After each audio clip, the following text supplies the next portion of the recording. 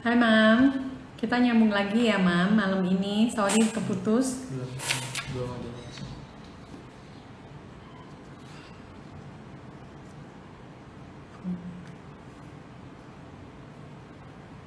Hai Mam, kita lanjut lagi ya Mam. Nggak cukup nih sejam, masih banyak pertanyaan yang belum kejawab.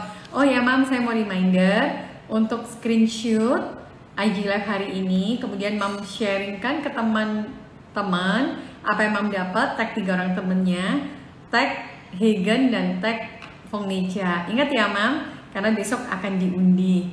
Ada 7 voucher, 2 voucher Rp500.000 dan 5 voucher senilai Rp100.000 dari Hagen.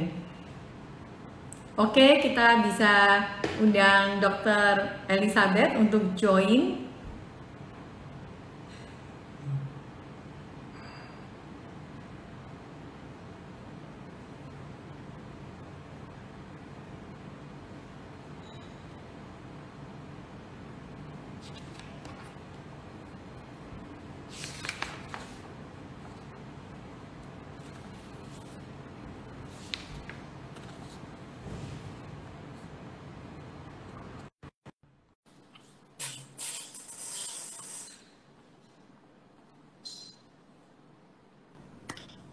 Ya, Hai, halo lagi. nyambung lagi. Maaf, Iya. tadi karena sharingnya bagus, jadi kita save untuk IG Live dulu, baru kita nyambung lagi. Oke, kita Oke. nyambung ya tadi soal hormon. Ada 2 kan, hormon oksitosin dan prolaktin. Jadi prolaktin itu kerja produksi apapun yang kita makan, baik ASI boosternya atau apapun yang kita makan, itu buat bantu si produksi. Kedengeran suaraku? Kedengaran dok, jelas. Oh oke, soalnya suara Cianik agak kecil di saya. Oh, suaranya kecil ya? Coba. Begini lebih jelas? Kecil juga masih, tapi nggak apa-apa, mungkin it's okay. Oh, Saya masih masih bisa kecil ya? kedengaran kok. Yang penting yang audiensnya aja. Nah, yang Oke. kedua, hormon oksitosin. Hormon oksitosin ini yang sering banget kita dengar, yang katanya pijat oksitosin lah, terus pokoknya hormon oksitosin ini penting. Apa sih hormon oksitosin itu? Hormon oksitosin itu adalah hormon yang kalau orang bilang, lu kalau itu tuh nggak boleh stres, nggak boleh sakit, nggak boleh kecapean, nggak boleh sedih, pokoknya harus bahagia. Hormon bahagia, endorfin yang kerja juga ke oksitosin. Oksitosin ini yang perlu dijaga karena sifatnya prolaktin ini pabrik susu, oksitosin ini kurir antar barang, terus dia juga polisi lalu lintas yang kerjanya dalam proses pengantaran. Jadi kalau apa yang udah diproduksi sebenarnya banyak, kalau oksitosin yang nggak mau kerja atau mandek, ya macet di jalan. Anggapannya jadi asinya nggak keluar, asinya sedikit. Karena dianya sendiri nggak enjoy, oksitosinnya jadi bermasalah. Gitu. Jadi kalau seandainya oksitosinnya baik, salah satunya ketika anak netek di payudara, air liurnya mengeluarkan zat-zat yang merangsang hormon oksitosin. Makanya kalau orang bilang lagi mandek-mandek atau lagi bengkak, ditetein ke anak, cepet banget clear up-nya. Karena memang kerja oksitosin itu sendiri juga. Jadi hormon oksitosin itu ketika mamahnya netein dan dia bahagia juga, itu membuat mamanya jadi enjoy lagi. Makanya saya bilang kalau dia cuma pompa-pompa yang kasih suster, terus dia nggak deket sama anaknya, apa dia rasa bahagia gitu? Gue cuma sekedar potong susu doang kok buat anak gitu. Nah itu yang perlu dijaga, kewarasan setiap ibu. Ya. Jadi semoga ini bisa buka mindsetnya. Oh ternyata bukan cuma sekedar asinya tok ya gitu. Jadi keseluruhan bahwa kita ibu seutuhnya. Kita yang wajib adaptasiin ke anak hidup di dunia. Jangan lupakan masa adaptasi itu. Banyak orang yang pikir dia nangis melulu dok, nggak cukup-cukup. Minumnya saya kasih berapa juga dijejelin minum terus. Nanti nggak lama dia gumoh. Padahal bukan itu. Anak itu nangis bukan cuma buat minta susu. Ya, jadi suka banyak yang kemis dan saya pribadi juga mengalami hal yang sama dulunya. Sebelum saya pelatihan, saya pikir anak nangis tuh karena lapar, karena haus. Ternyata kadang dia bukan. nggak tenang, kepingin peluk, Betul, jadi karena banyak hal lain gitu. Dan itu yang seringkali kita jadi ke salah kaprah, dan itu yang perlu dipelajari oleh setiap ibu. Bahkan mau ibuin 2 anak, yang satunya mungkin belum paham, yang sekarang baru mulai mengerti, jadi dia udah dapat, oh ternyata tuh nggak segitunya ya, nggak cuma asi atau susu gitu. Jadi harus keseluruhannya dilihat. gitu. Betul Ya, sekali. Jadi jadi kita harus peka lah menjadi terhadap ibu itu bayi indah, kita. bahagia kok, menyenangkan, nggak seperti memang berbeda dari gadis kita nih, let's say new mom 30 tahun atau let's say 25 tahun kita married terus berubah nih dari yang kita setiap apapun kita sendiri, sekarang kita berubah jadi punya tanggung jawab akan anak gitu. Dan itu yang Betul sekali. perlu kita adaptasikan kepada diri kita sendiri, jangan buat itu jadi suatu beban. Waktu hamil mikirnya bahagia, indah semua. Ya. Nanti anakku bakal lucu, kamu bakal pakai baju warna pink, nanti anak lucu ya pakai topi, pakai segala macam, gembul, segala macam. Nightmare, begitu lahiran, oh my god, gua nggak tidur. Karena anaknya begadang melulu, dan itu yang perlu dilatih ke anaknya. Betul. Jadi Jadi kita harus anak itu bukan punya bukan rasa kita syukur. ngikutin anak. Bukan semuanya kita ngikutin anak. Dia mau bangun jam 2 pagi, jam berapa kita ladenin, enggak. Kita yang ngajarin. Betul Jadi makanya sekali. ada Kapan istilah waktu adaptasikan. tidur, kapan Betul. waktu dia bangunnya. Mm-mm. Jadi disiplin Kapan ya. waktunya dia bangun, kapan waktunya dia tidur, kita yang ngatur. Jangan pernah Betul matiin sekali. lampu kalau siang-siang. Biar dia tahu kapan siang, kapan malam. Kalau dalam perut kan gelap terus gitu. Jadi banyak Betul hal yang sekali. perlu kita pelajari, bukan cuma sekedar ASI doang ya. Hidup jadi seorang mama baru bukan cuma kontennya ASI, please. Ya, ini banyak banget yang kejadian. Banyak banget Jadi yang kita harus kejadian salah menikmati pikir, as a salah mom persepsi gitu ya. bahwa Betul. hidup runtuh kalau nggak ASI gitu. Anggapannya cuma kayak gitu. Padahal dia selain memikirkan ASI, harusnya mereka memikirkan semuanya secara keseluruhan. Betul. Ya, kayak pakai skincare pada bayi gitu ya. Nggak semuanya harus dipakein krim-kriman terus-terusan. Kalau nggak punya duit, nggak bisa beli skincare, dipikirnya dia bukan jadi ibu yang baik. No, nggak seperti itu. Karena banyak banget yang bilang, emang perlu ya dok, saya nggak bisa pakai skincare mahal-mahal dok, saya paling cuma Pakai pakai skincare minyak biasa telon," kalau kayak gitu. anaknya nggak bermasalah. Iya, banyak nggak banget zaman masalah. sekarang karena kan skincare banyak banget. Bukannya saya menjatuhkan skincare, Iya. bukan perlu skincare, tapi bijak pakainya bijak Betul. gitu. Apapun itu semua yang keluar Dan itu pasti sesuai ada dengan manfaatnya. anak juga ya dok, dengan Iya, kebutuhan anak. semuanya pasti ada manfaatnya dan bagaimana cara kita memberikannya dengan baik gitu loh. Jangan termakan marketing, kita beli tapi kita nggak ngerti sebenarnya pakainya tuh gimana gitu. Jadi Betul. harus pelajari Akhirnya dengan nggak baik kepakai. bahwa sebenarnya ini butuh nggak sih, seberapa butuh gitu. Apakah Betul harus sekali. dipakai terus? Apakah ini Ya. cuma sebagai media alat bantu? Kemudian untuk membeli produk bayi, kalau dari yang saya pelajari nih ya dok, Iya. karena kami dari perusahaan kami juga kami memilih produk itu tidak yang sembarangan ya. Ya, Misalnya dari betul. bantal, dari botol susu, Betul, dari kayak breast pump, apapun maupun itu. stroller atau Mm-mm. bahkan penutup ASI. Penutup ASI. Jadi Iya, itu yang bisa dipakai untuk multifungsi, bisa Iya. dipakai bahkan untuk fashion, untuk betul. scarf, Jadi untuk cardigan. jadi mama itu harus investasi. all in one. Betul, jadi nggak cuman saya punya penutup ASI tapi ternyata cuma bisa dipakai buat depannya. Mm-mm. Begitu bayinya gerak agak besar udah kebuka-buka. Tapi kalau kita Betul. misalnya Multifungsi, penutup ASI. harus yang lebih multifungsi.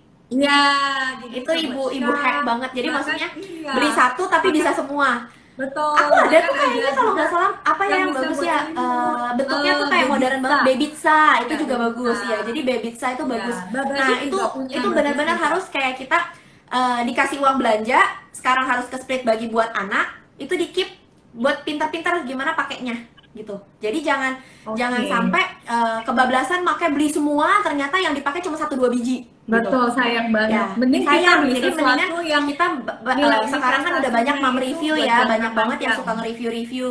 Bukan berarti semua mom review dibilang bagus semua karena dia dibayar. No, kita juga sebagai yang baca, kita sebagai netizen ya, sebagai yang baca atau sebagai yang menjadi seorang followers, itu harus bisa bijak melihatnya. Ya, Betul. jadi kita mesti bisa menilai apakah ini honest review yang memang berguna buat saya, karena buat si A dengan si B itu kriterianya berbeda. Si Betul A suka sekali. yang ini, si B suka yang ini. Ketika si influencer ini mengatakan yang ini bagus, ternyata yang A nggak suka, yang B mungkin suka lebih cocok ke dia. Jadi disesuaikan dengan kondisi Sesuaikan dengan masing-masing. Jangan kebutuhan sampai ya dan juga budget. jangan Dan sampai kalau- memaksakan suatu kehendak dan ternyata Betul begitu gue beli gue nggak sekali. cocok gitu.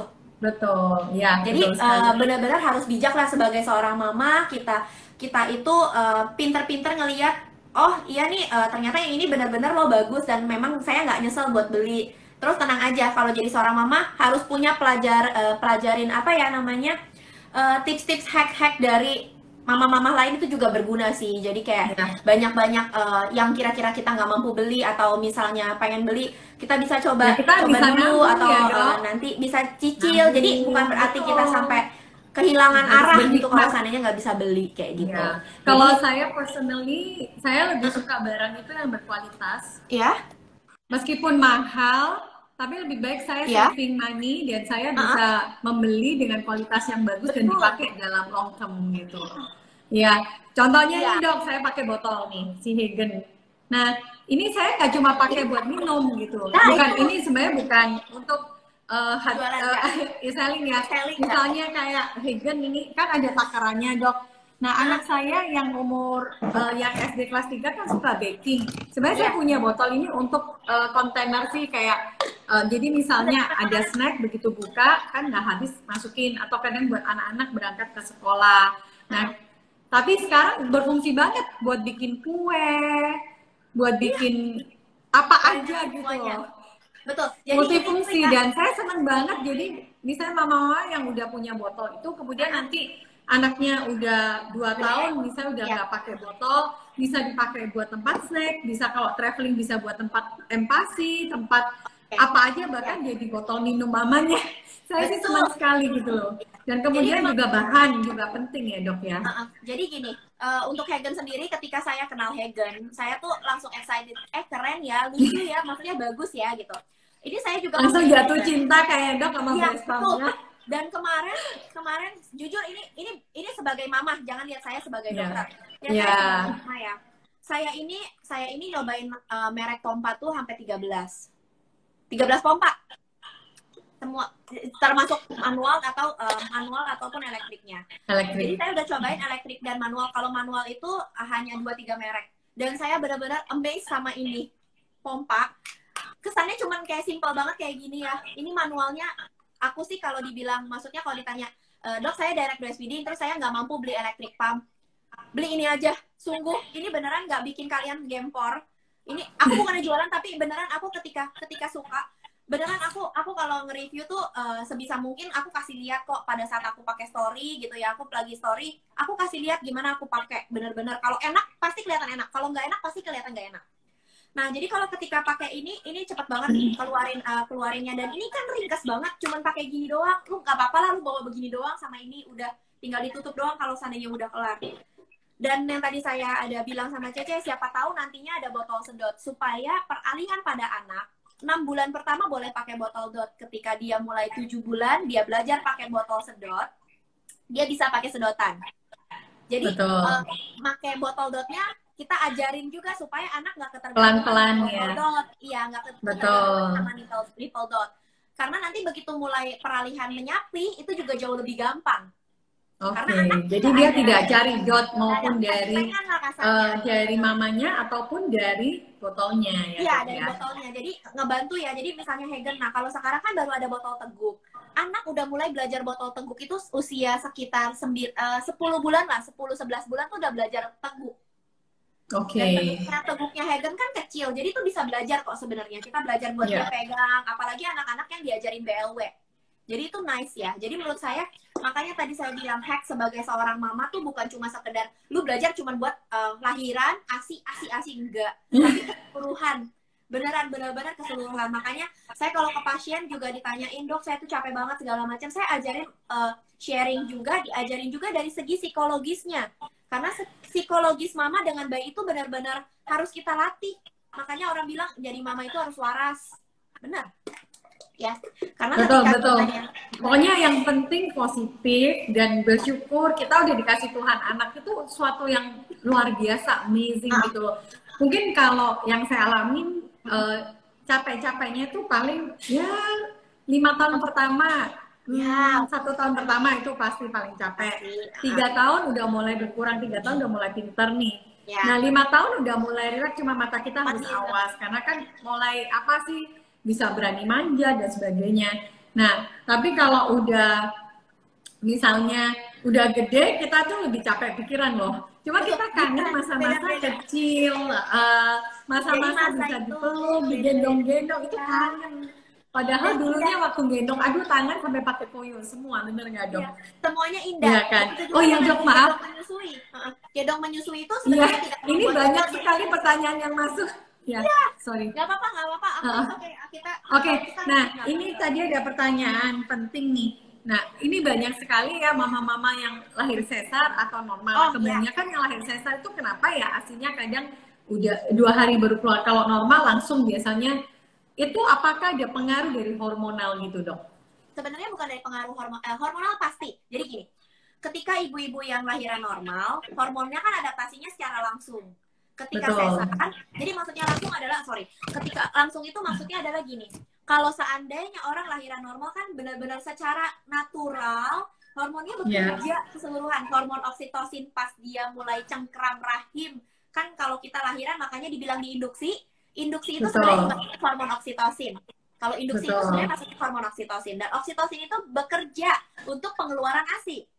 Jadi secara signifikan ketika kita lahirannya postpartum normal, spontan lahirannya, hormon oksitosinnya sudah teraktivasi duluan untuk mengeluarkan si bayi. Ketika makanya dia lebih cepat ya, Dok ya? Itu pasti, itu 100% memang udah dari sananya Tuhan atur. Terus bagaimana yang SC? Bukan berarti selalu delay. Ada kalanya yang SC juga tetap baik, makanya itu yang saya bilang. Rangsangan utama itu bukan botol pompa, please ya. Meskipun Hagen mungkin jualan botol pompa, tapi tetap saya mengatakan bahwa pompa ASI maksudnya ya, Dok? Ya, pompa ASI ya. Maksudnya bukannya pompa, bukannya kita judge-nya ASI keluar atau enggak itu dari pompanya, itu hasil pompanya. Tapi dari anak menyusu. Karena secara natural, ini ketika payudara kita teraktivasi sama hormon yang dikeluarkan oleh zat-zat tertentu yang dari air liur bayinya, ini mengaktifasi hormonal pada kelenjar-kelenjar ASI. Jadi kalau misalnya lahiran SC, minta sama pihak rumah sakit, sama perawatnya, tolong secepatnya ketika saya, kalau misalnya anak saya nangis, datengin ke ruangan saya mau menyusui. Minta kepada rumah sakit, kalau boleh ada dokter laktasinya di sana, saya minta divisitin, saya minta didatengin buat saya belajar. Bagaimanakah posisi menyusui yang baik? Sis, jangan sayang sama duit 300-500 ribu buat didatengin dokter. Karena kalau kalian sukses di awal, ketika bekal utama pada saat lahiran itu nangkep di otak dengan secara keseluruhan. Sudah benar. Manfaatnya bisa buat 2 tahun kalian. Sampai jangka panjang.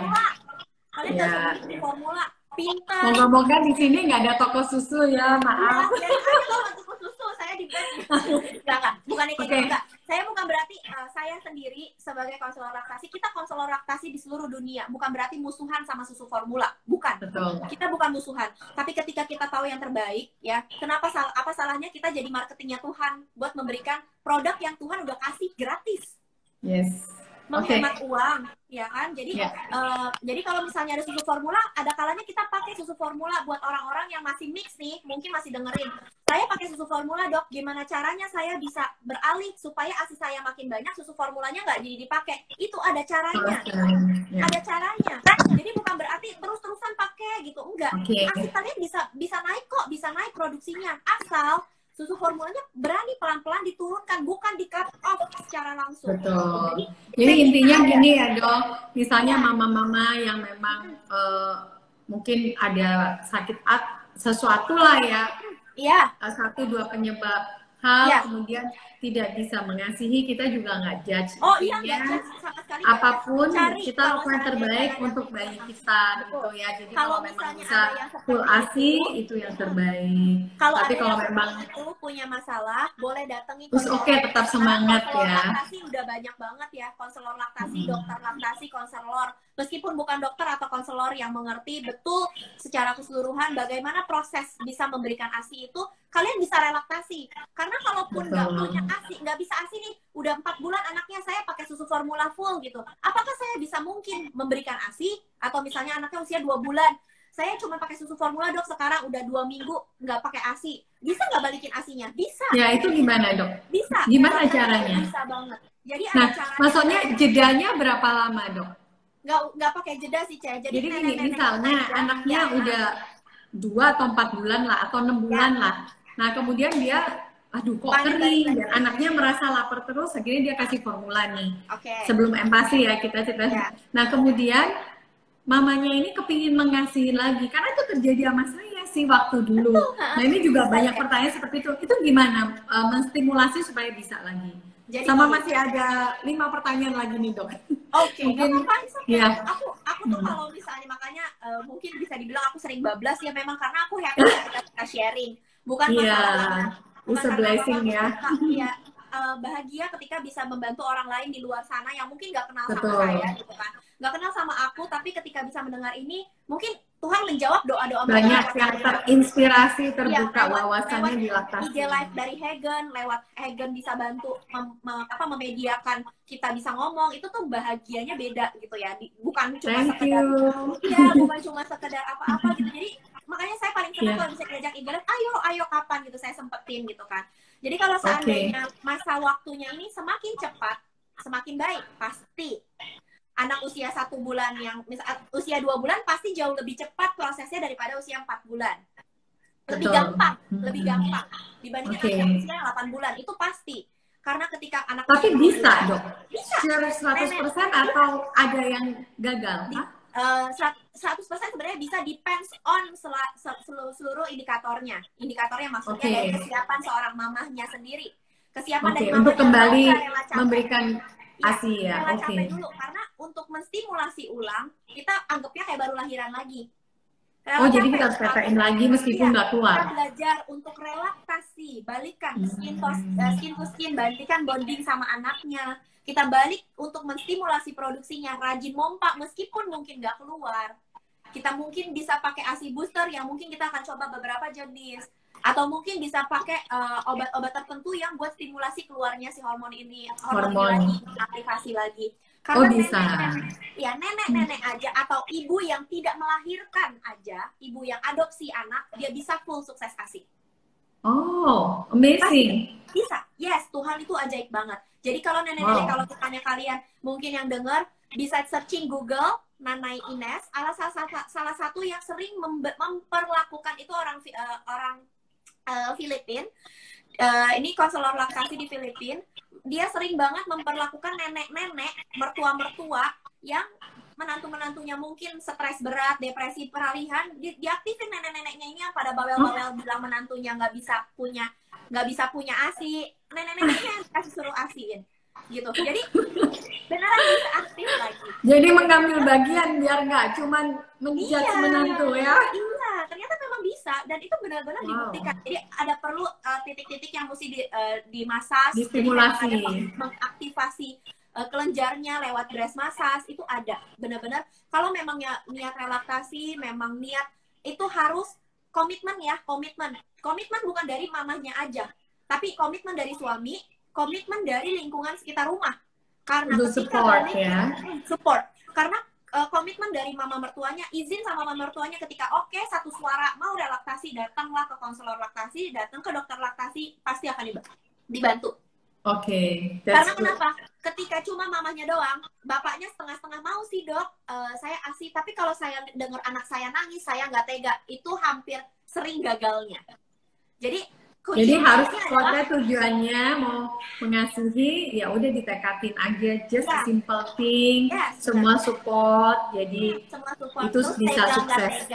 Tega nggak tega itu maksudnya adalah memang pasti ngedenger anak nangis nggak tega, tapi biasanya relaksasi itu prosesnya 3 hari sampai 2 minggu paling lama rata-rata. Paling kalau misalnya komitmen ya tekad, ada beberapa rumah sakit yang bisa merawat relaksasi. Jadi misalnya anak udah bingung puting total, nggak netein sama sekali, dia full-fullan mungkin mix lah, masih ada dikit-dikit pakai ASI atau pakai sulfur. Dia anaknya udah nggak mau netek sama sekali, dia pengen netein, ada bisa dirawat 2 hari misalnya di rumah sakit full selama 2 hari itu dirawat untuk relaksasi. Itu ada beberapa rumah sakit di Jakarta yang seperti itu. Jadi kalau memang komitmen, niat, tekad balik, misalnya keluhannya gini, gila dok, saya tuh sampai anak saya minumnya susu kacang, susu soya gitu. Nggak bisa susu formula, semuanya alergi. Let's say misalnya kayak aduh gitu. Sedih banget ya. Lebih baik kita kasih ASI aja deh. Makanya ketika bisa kita balikin lagi buat ASI, why not? Kenapa kita nggak mencoba itu? Kenapa kita nggak? Ini keren banget loh ini keren banget loh. Itu jadi sesuatu yang bahagianya luar Yang biasa. baru loh, saya aja baru dengar loh dok ini. Capek, kita mungkin rasanya capek, terus kita bawa doa, kita bilang sama Tuhan, Tuhan, aku itu ibu seutuhnya, aku pengen bisa ngasih yang terbaik. Ngomong sama anak, bilang sama anaknya, anak, mama udah mulai ngerti gitu, sekarang mama mau belajar untuk lebih baik lagi. Mama mau coba buat asihin kamu, nggak apa-apa mama capek nggak apa-apa, mungkin mama pegel banget atau segala macam, tapi supportnya itu suami bantu pijitin, bantu mencari, mungkin bantu nyayangi biar istrinya happy. Betul. Sesuai dengan bahasa kasih istrinya. Iya, betul. Mesti misalnya bahasa kasih istrinya misalnya mau cukup ditemenin atau segala macam, temenin lah ke rumah sakit misalnya mau laktasinya. Jangan istrinya struggle sendirian gitu. Betul. Kompak, unity menghasilkan berkat yang luar biasa. Bikin sama-sama, bikin anaknya sama-sama, tanggung jawabnya sama-sama, bukan cuma sekedar gampang ngomong ya. Suami tuh paling cepat ngomong kayak gini, udahlah susu formulain aja, sama aja, suruh datang ke konselor laktasi biar dijelasin bedanya seberapa jauh dan seberapa banyak perbedaan itu, gitu. Jadi intinya kita memiliki anak, kita mau berikan yang terbaik. Ya, salah satunya yang terbaik dari yang paling baik adalah ASI ya. Itu luar biasa ya. Makanya support itu penting. Ya, bukannya orang mungkin bilangnya dewa ASI, dokter laktasi mah dewa penyembah ASI. Kita bukan penyembah ASI, kita penyembah Tuhan, kita penyembah support ASI. Iya, kita mungkin bisa bilang marketingnya Tuhan buat bisa memberitahukan bahwa Tuhan memberikan karunia yang begitu baik buat semua makhluk di dunia ini, makhluk manusia di dunia ini gitu. Lewat ASI Tuhan udah memberikan bekal dari anak. Betul sekali. Karena mereka Tuhan tuh sayang banget sama bayi gitu. Sayang setiap mama-mama yang punya keinginan memberikan yang terbaik buat anaknya. Jadi jangan stres kalau misalnya ASI-nya belum keluar, karena semakin disetresin makin gak keluar. Oke. Dok, maaf, ini berarti pijatan itu juga menstimulasi untuk ASI lebih banyak keluar ya? Jadi gini, pijatan itu bukan enggak, saya bisa bilang enggak 100%. Pijatan itu tapi membantu. Membantu maksudnya adalah seperti ini. Ketika kita dipijat, kita merasa rileks.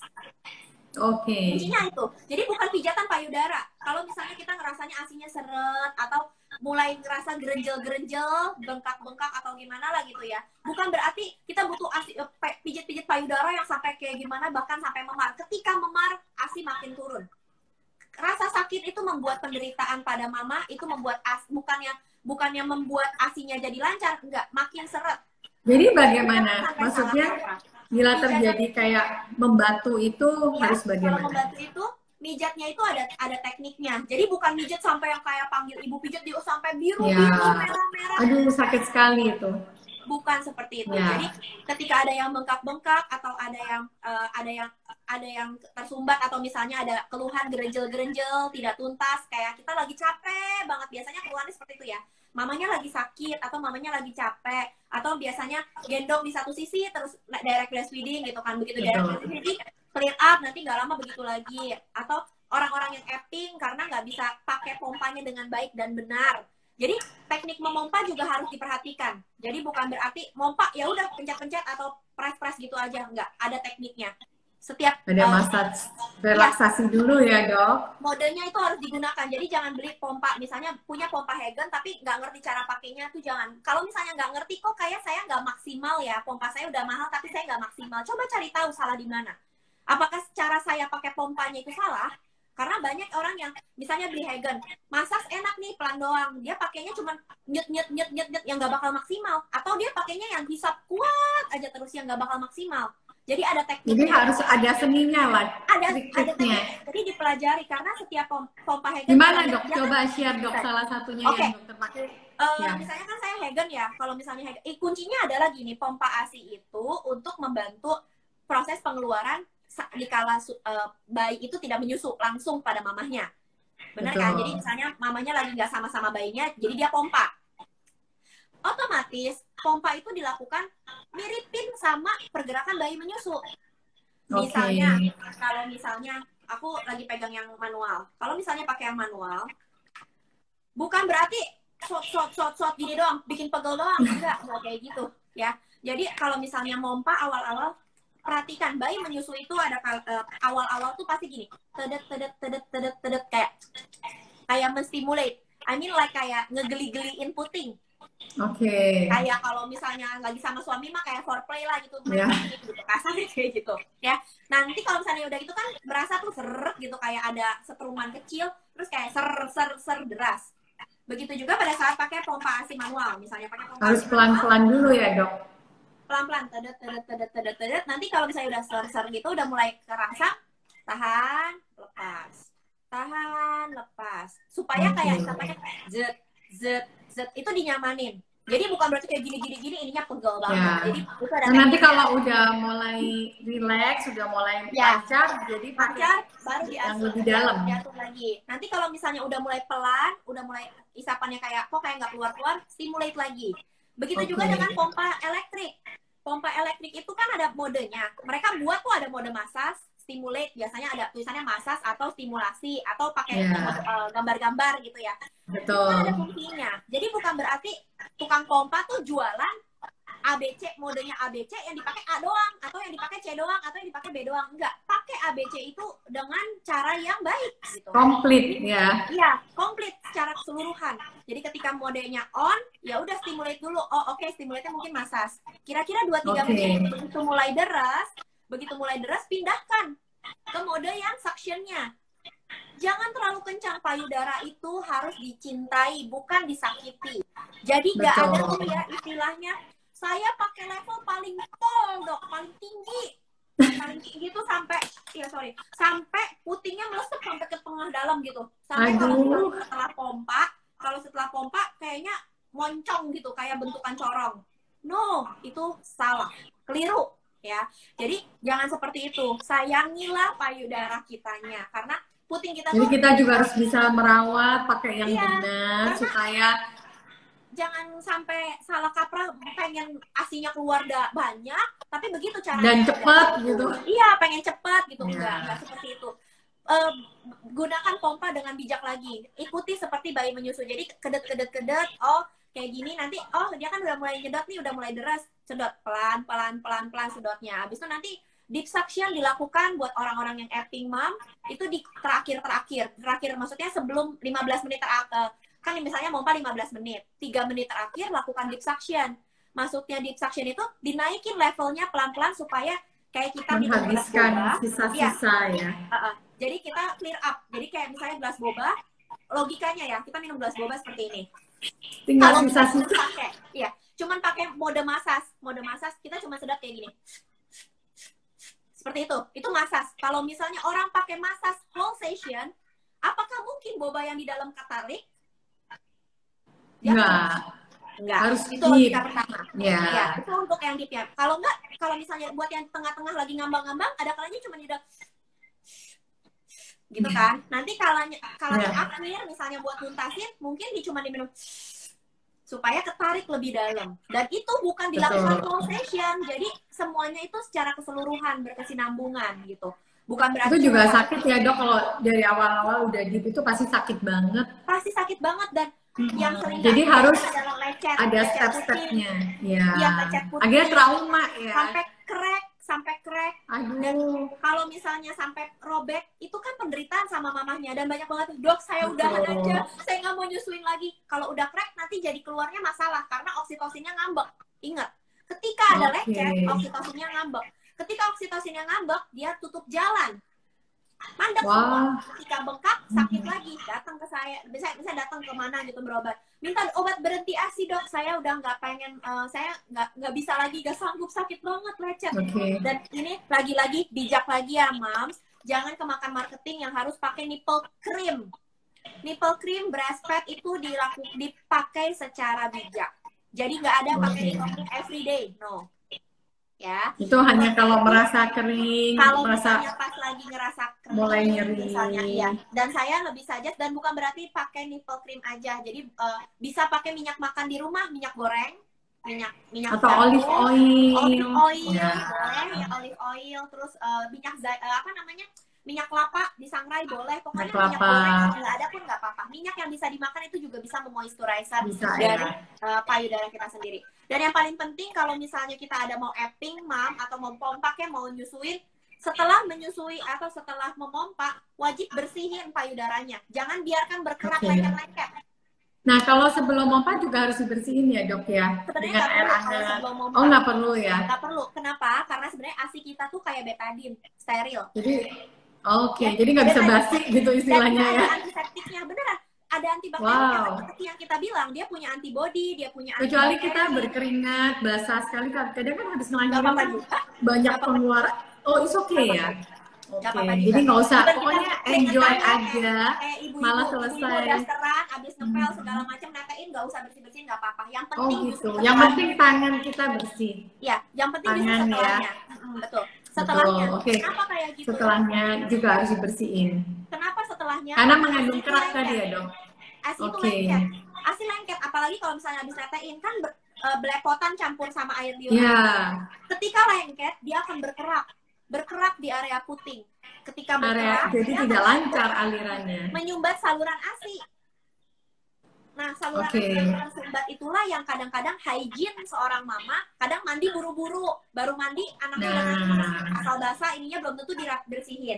Bersihin puting tuh kan kita punya puting bukan kayak pantat botol atau kayak lurus aja, ada ya, lurus-lurusnya. ada sela-selanya. Iya, ada sela-selanya, itu dibersihkan. Kalau misalnya ada Oke. waktu pakai cotton bud, dibersihin aja pakai air mateng atau Pelan-pelan. pakai olive oil gitu, pakai minyak Ya. kan. Itu bersihin. Karena ketika anggapannya kayak kita nih muka kotor, terus kita dempul-dempulin terus, kena kerak ASI, nanti ujung-ujungnya komedoan, terus jerawatan. Karena Jerawatan, puting betul. itu bisa ada jerawat ASI-nya juga, jadi ada jerawat puting. Itu juga sakit banget. Oh ya, Dok, itu juga tadi di session pertama ada Ya. pertanyaan, kalau ada jerawat Ya. mungkin di payudara atau di Ya. puting itu boleh nggak mengasih? Tetap boleh. Boleh. Biasanya kalau misalnya ada jerawat itu kan rada-rada perih tuh ya. Kalau misalnya lagi nyusuin, tetap kasih. Even keluar darah, even Tapi keluar sakit banget apa, itu. nggak masalah. Cuma rasa sakitnya itu yang perlu kita obati. Jadi Ya. bukan berarti karena ada putih, kalau misalnya masih tahan, anaknya nyedot, biasanya akan lepas. Bisa lepas putih jerawatnya. Jadi Tapi ketelan kalau anaknya dong, nggak Dok. apa-apa, nggak masalah. Oh, nggak masalah apa-apa. ya. Nggak apa-apa. Cuman kadang kan orang nggak tega. Dan biasanya sakit. Tapi kalau ya, sampai yang sakitnya. nanahan itu nggak apa-apa? Sebenarnya nggak apa-apa juga. anak. Nggak apa-apa Oh, juga. nggak apa-apa. Karena itu memang dari Sebenarnya kan badan ya. protein. Sebenarnya nanah itu kan protein, tapi Oke. rasa sakitnya itu yang perlu diobati. Aduh, ya, saya pernah Karena ngalamin aduh. perih banget. Sampai sakitnya tuh nyayat ke dalam hati. Iya. Iya, jadi kalau seandainya sakit banget seperti itu, mamanya tetap harus diobati. Kalau boleh carilah konselor atau dokter karena mesti resep obat. Biasanya bisa pakai salep racik gitu, salep racik sama obat-obat tertentu. Jangan sampai ada antibiotiknya juga ya. Ya, jadi jangan yang sampai biar cepat dipaksain. kering. Betul. Jangan sampai dipaksain nyusuin, nahanin sakit malah efeknya berlanjut yang lain-lain gitu. Nah, nyangkut tadi yang antiseptik kan tadi dibilang kalau seandainya sebelumnya apa perlu dibersihkan kalau keringetan dan lain-lain. Ini nyangkut juga pada orang-orang yang bertanya, apakah pompa ASI harus dicuci setiap kali pakai? Dan harus disterilkan? Enggak. Jawaban dari saya adalah enggak. ASI itu ASI yang fresh bisa bertahan 6 sampai 8 jam di suhu ruangan. Jadi buat mama-mama yang habis pompa cuci baru 2 jam, baru setengah jam istirahat tuh pompa, pakai lagi, cuci lagi. Hidupnya cuman buat pompa cuci mau makan stres. Iya, stres jadinya. Apalagi orang-orang yang nggak punya helper. I mean like nggak punya suster yang buat bantu cuciin, nggak bantu. Jadi gimana, Dok? Itu dipakai berapa jam baru cuci? Jadi gini, 6 sampai 8 jam itu ASI fresh. Ya, ASI fresh itu bisa bertahan.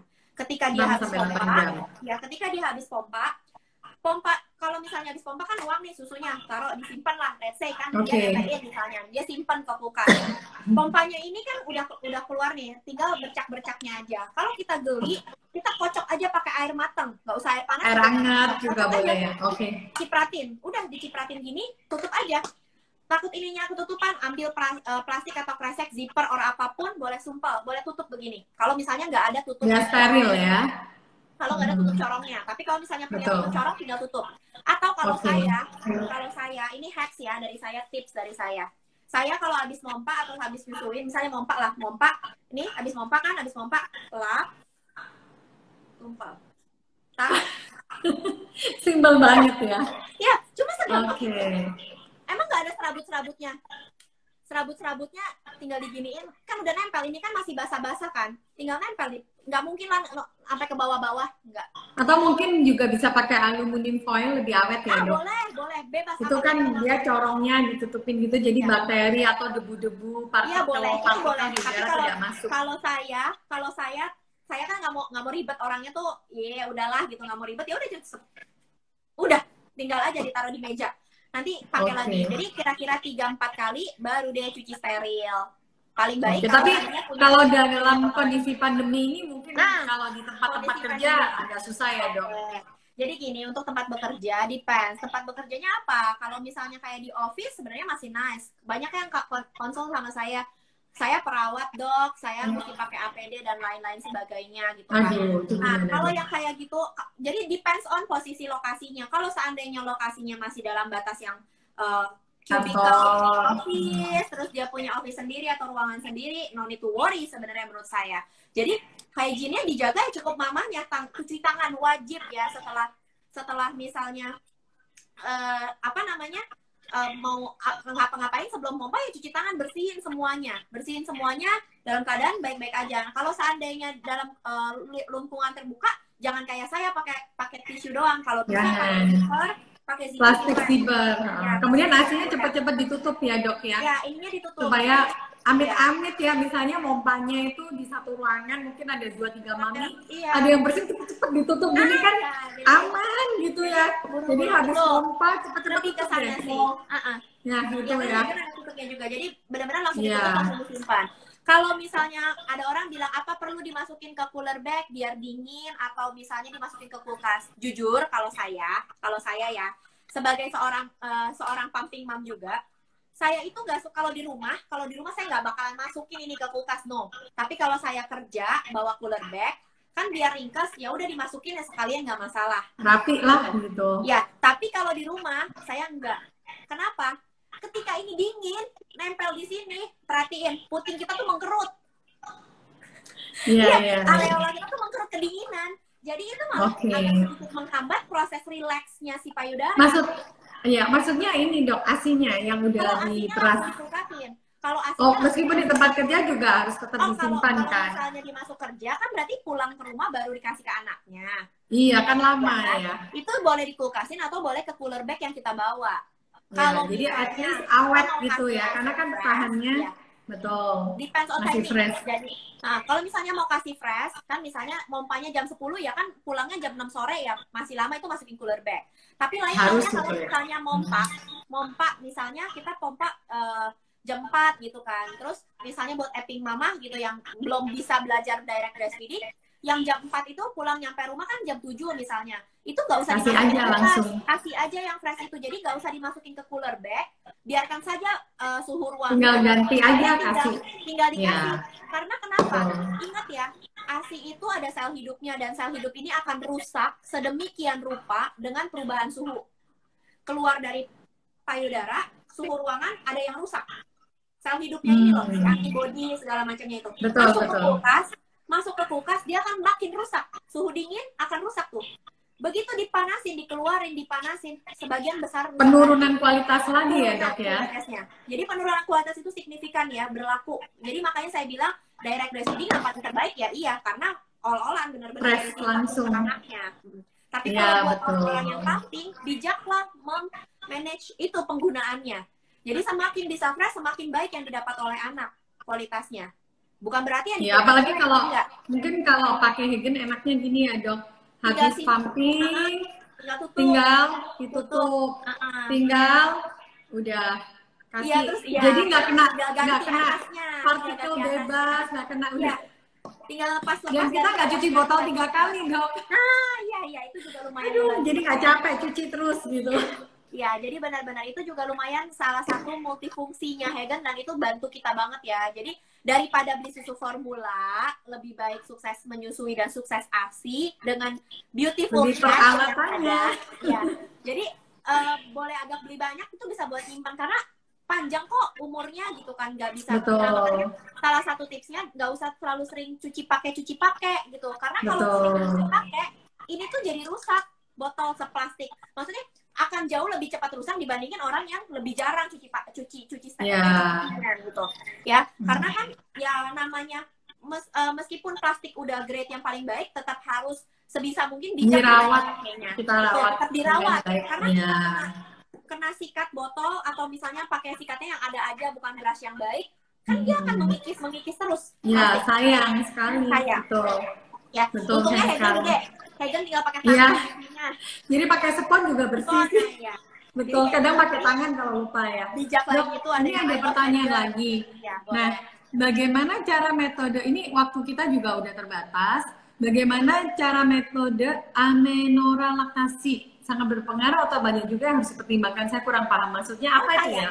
Amenoralaktasi yang saya bilang KB alami, Ceh. Jadi pada ibu-ibu yang sukses menyusui intens, epping mama, atau misalnya biasanya hiperlaktasi, hormon ASI-nya tinggi sekali, seperti yang tadi saya katakan.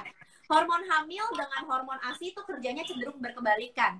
Progesteron biasanya. Progesteron itu dengan prolaktin kerjanya agak cross, silang. Kebalikan. Jadi ketika progesteron ini tinggi, prolaktin biasanya turun. Makanya pas hamil ASI mungkin belum keluar. Tapi ketika prolaktinnya tinggi, prolaktin ASI kita lagi banyak-banyaknya, progesteron ini terus ketekan. Jadi nggak mens. Itu kan berarti artinya tidak mens. Jadi seperti KB alami ya, Dok? Alami. Jadi dia nggak. Nah, tapi banyak yang kecolongan nih, akhirnya hamil. Dan nggak tahu, karena kan tidak menstruation. Nah, itu gimana, Dok? Misalnya nggak tahu, ternyata baru tahu waktu udah mulai ada yang gerak-gerak di perut, misalnya pas bulan ketiga, loh ini kok ada kedut-kedut apa, kadang kan sebelum 2 bulan kan nggak terasa. Nah itu gimana, Dok? Apakah pengaruh terutama ke janin ya? Mungkin kalau ke bayi yang disusuin, kalau misalnya lagi nyusuin masih nggak terlalu gimana, tapi ke janin tuh gimana, Dok? Jadi gini, apakah gizinya waktu, apalagi pembentukan 3 bulan pertama itu kan penting ya, otak apa-apa kekurangan nggak, kayak misalnya apa sih, Dok? Awal-awal kan kalau hamil dikasih karena saya udah segala macam, bukan yang vitamin yang mencegah asam folat, nah folik acid.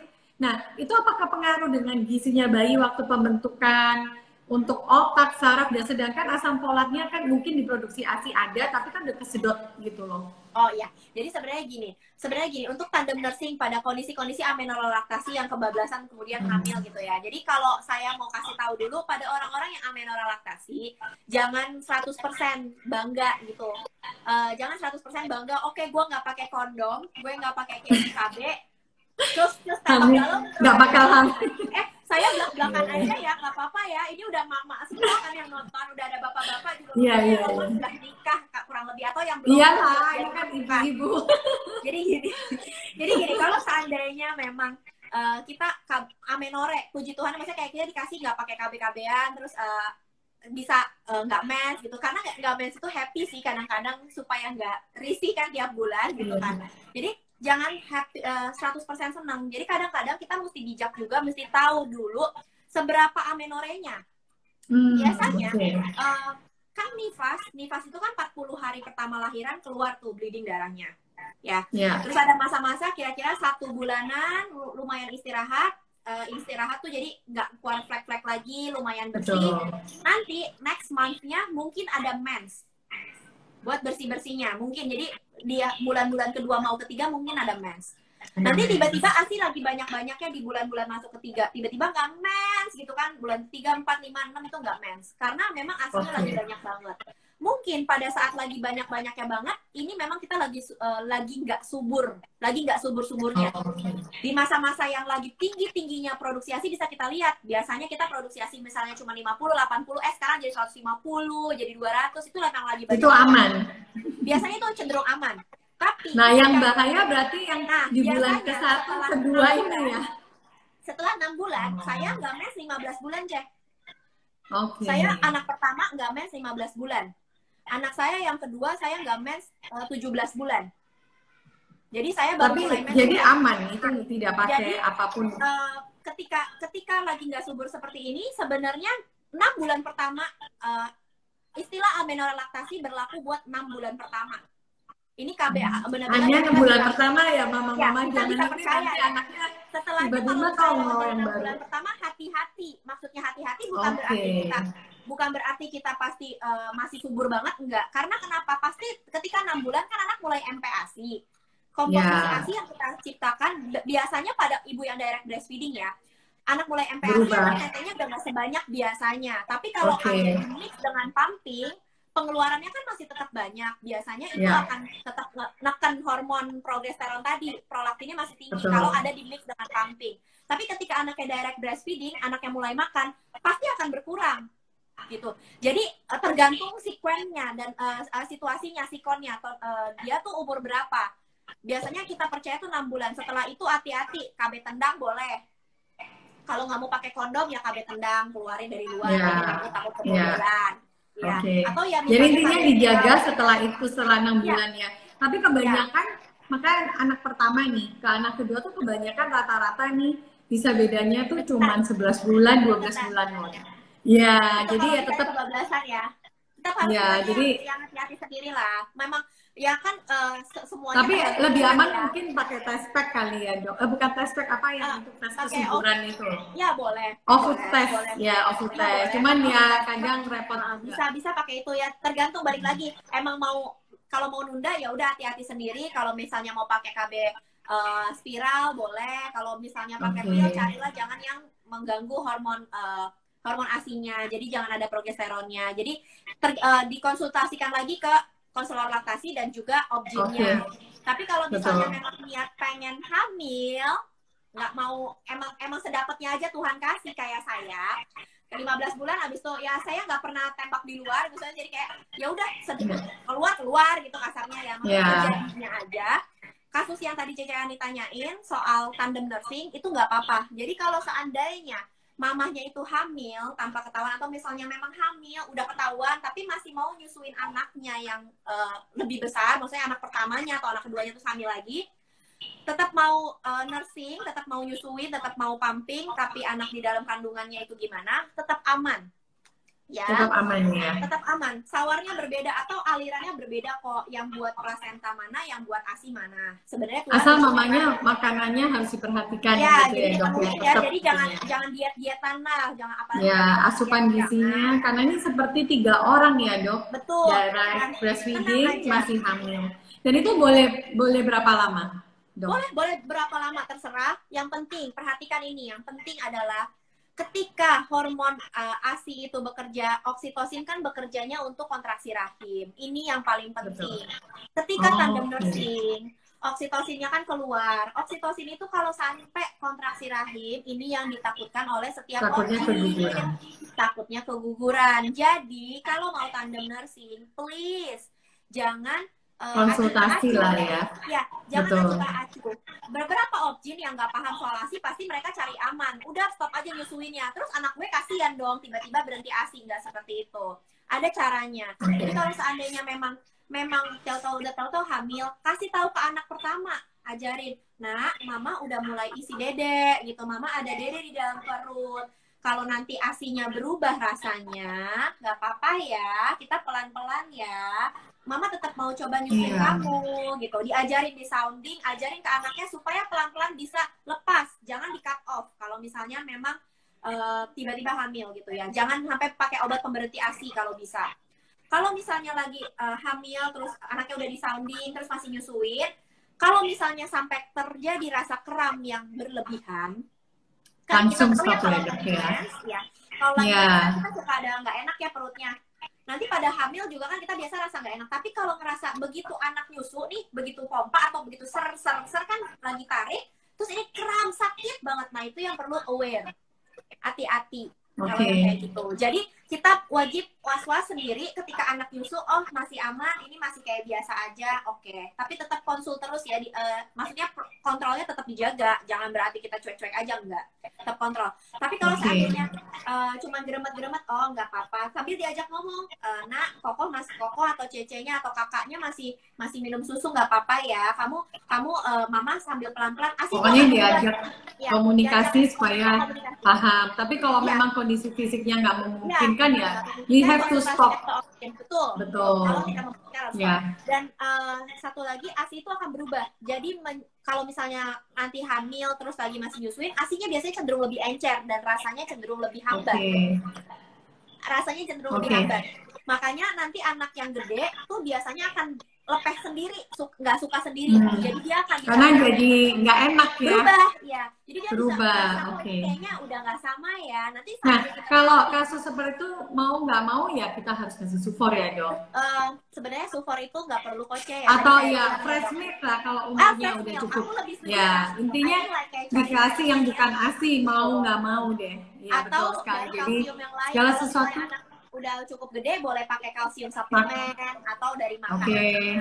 Dan, Atau susu almond juga bagus ya tadi dok. saya ada sempat ditanya tuh, ada yang nanya ASI itu bisa dikasih berapa tahun sih? Kalau ada kakaknya, mamanya lagi bayi nih, ada kakaknya boleh kasih nggak ASI-nya? Boleh.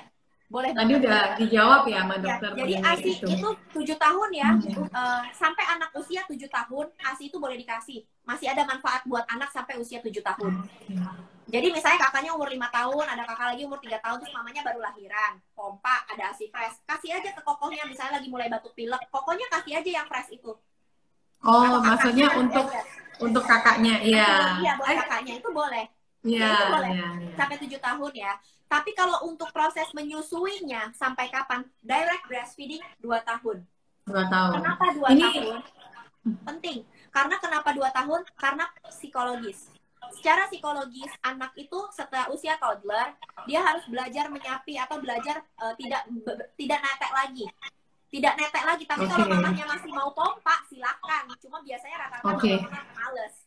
Gitu. Kalau masih mau pompa, mau kasih susunya daripada beli sufor, ya mendingan dia pompa kasarnya. Cuma kalau males ya udah berhentikan. Tapi kalau anaknya itu udah 2 tahun, berhentiin netek pelan-pelan supaya anaknya jadi mandiri. Betul sekali. Anaknya jadi mandiri. Karena yang ditakutkan adalah secara psikologi anaknya jadi dibilang jadi nggak bisa mandiri. Bukan berarti direct breastfeeding bikin anak manja, bukan.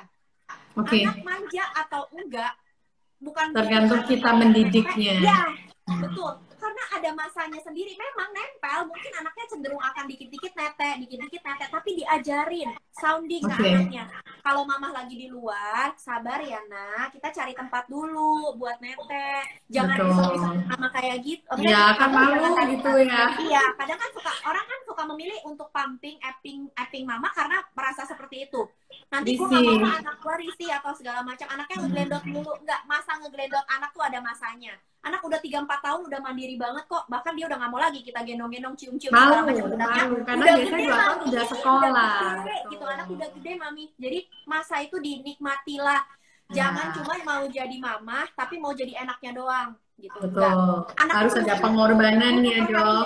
Nanti kita kalau udah tua, jadi anak kita juga merawat kita, sayang sama kita. Benar. Jadi ada kangen masa-masanya. Biasanya orang-orang yang tidak menikmati masa-masa itu pasti ada masalah. Misalnya dia rasa lecet, sakit kalau anaknya netek. Betul. Salah pada saat netek. Atau secara fisik dia lemah, waktu melahirkan pendarahan. Iya, betul. Dan ada mungkin kondisi kesehatan tertentu ya dok ya, bisa juga ya. Betul, jadi kayak gitu itulah mesti dijaga. Jadi mesti dicari tahu apa sih yang masalahnya yang membuat dia tidak enjoy sama anaknya. Karena sayang banget kalau sampai anaknya ke gap, harusnya dekat sama dia jadi dekat sama suster, kan sayang.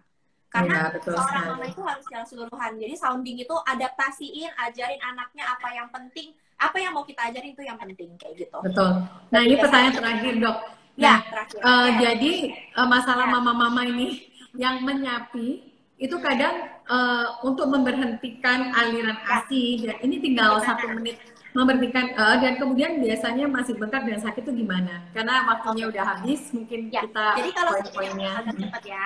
Kalau seandainya menyapi, kalau untuk yang direct breastfeeding saya nggak terlalu worry. Tapi biasanya kalau yang masih apping itu harus turunin pelan-pelan, adaptasiin seperti bayi menyusu. Porsinya kan makin lama makin dikit.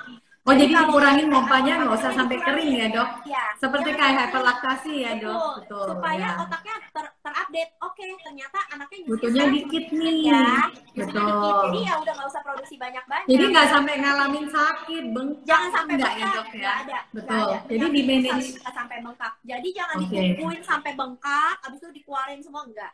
Jadi nggak ada tuh namanya tapi dibengkakin dulu, katanya jangan dikeluarin biar nggak aktif lagi, enggak. Pelan-pelan, semua butuh proses, jangan ada yang instan. Kita ini badan kita tuh makhluk hidup, udah diatur Tuhan, bisa organize yang pintar ya. Bukan setting, tinggal on off gitu ya, nggak bisa. Jadi semuanya beradaptasi.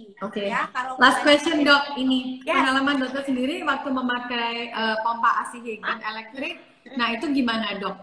Kan bisa manual, dapat Iya. manualnya, dapat elektriknya, Nah, bisa satu panyudara atau dua panyudara, itu ya. gimana? Jadi kalau Menurut seandainya saya pengalaman dokter, suggest, karena banyak kalau mama-mama yang tanya, gimana sih Hegen ini, pengen tahu review detailnya. kalau Mungkin oke, kita kalau waktunya review bentar aja. Hagen singkat, pompa Hagen sendiri, pompanya itu kan double pump ya. Saya selalu lebih suggest pakai double pump. Pertama, buat menghemat waktu.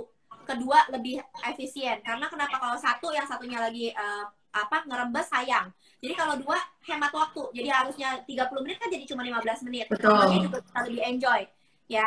Jadi kalau seandainya memang pakai pompa Hagen, ini enak banget, kecil kan. Kecil, terus habis Iya. itu dia lengkap. Menurut saya itu lengkap. Stimulate-nya